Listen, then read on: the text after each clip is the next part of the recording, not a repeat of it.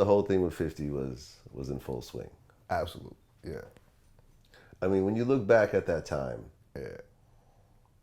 do you feel that you would have done anything differently, knowing what you know now?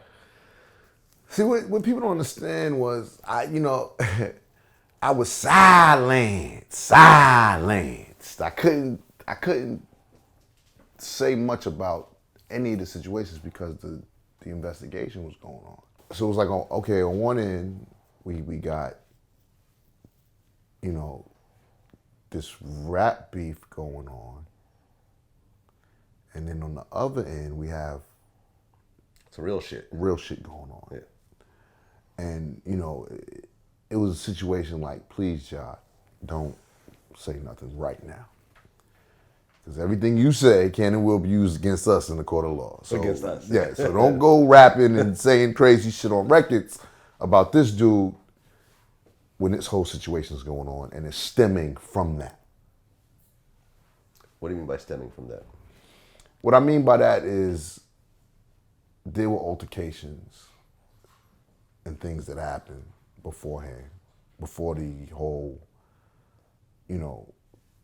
raiding of the offices and everything, And there's a lot of speculation that certain parties were giving up certain information and saying certain things, whether they known it to be true or not. Mm-hmm. Just on the whim of, fuck them, I hate them, this is what is going on over there with them. You understand? Mm-hmm. And that's what led the feds to us in the first place. And so nobody wanted me to react to that situation.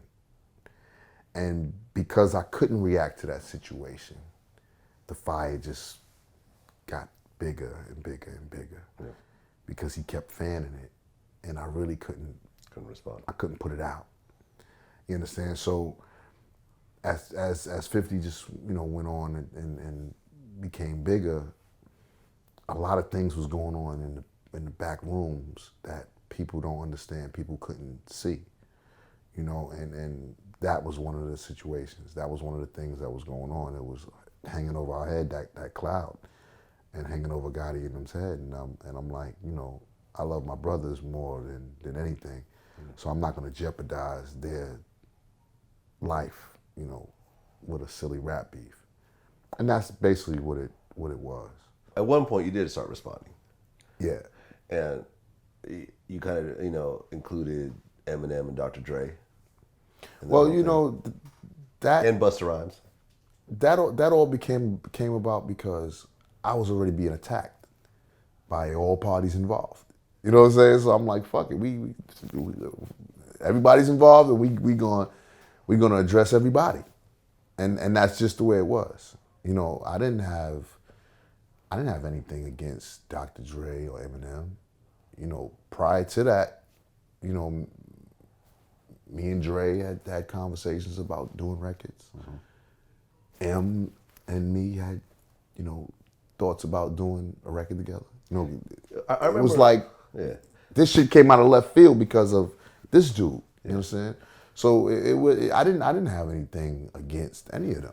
Well, I remember the one thing that kind of stood out to me during that whole thing. Eminem had like a freestyle, where he goes something where he was talking about you, and he said something like, "Me and Haley dance to your songs. We like you."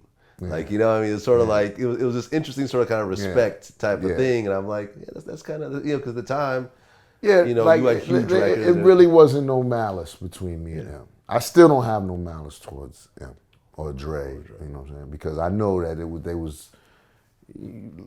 listen, man, you know what I'm saying? You entertain clowns, you become a part of the circus. You understand? And that's just what the fuck it was. So I understand that. So I don't hold any grudges or anything against these guys. I don't look at them like, yo, yeah, because they became a part of the circus because they were dealing with a clown. You know what I'm saying? And that's just what it was. But I remember while this was all going on, I seen him. We was at Teterboro. and we were switching jets. He had just got off the jet. I was getting on that same jet going wherever I was going. And me and him had a conversation right there. This was after. This was while it was. Oh, while it was happening. Yeah. Oh, okay. You know what I'm saying? And it was a man-to-man, respectful conversation. Like, I know what it is, Em. And Em's like, you know, I don't really got no hard feelings towards you. It's just, that's home team, and it's a rap beef. And he signed to my label. He signed to my label. You know what I'm saying? And I'm like, I know what it is. You know what I'm saying? I said, I ain't got nothing against you neither. And that was that. And that conversation wasn't really spoke about. Wasn't really, you know what I'm saying? But I think that's when M kind of pulled back and kind of was like, this ain't really my thing, this is your thing, and whatever. You know, you know what I'm saying? And that's just what it was. You know, so when I look at everything that went on, you know, it's just funny, you know, how people will never really know the truth, because it's always going to be my story, you know, versus his story, and they're going to be two different stories. Yeah. You know, and then there's the truth. So you, as a consumer, you can believe what you want to believe. You can believe what I'm saying, which is, quite honest, the realest story you're going to get out of it, because I don't have no reason to make up anything or you know what I mean, create a story behind the story. You know, or you can listen to what he's telling, the story he's telling. You know what I'm saying? Like, it was funny because I read an insert out of his book, right, that he did. Mm-hmm. And I'm like, okay, people actually read this and believe that this is what happened. What are you referring to? He was talking about the incident in Atlanta. So I tell my side of the story in my book, which is the true story. And then I read his story. And his story goes something like, yeah, he was out there with 8 of his guys and they jumped me and I walked away with his jewelry. I'm like, what? Like, what?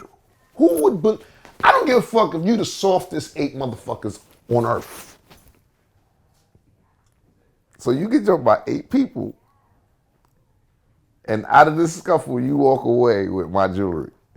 Like, it just doesn't, it doesn't make sense.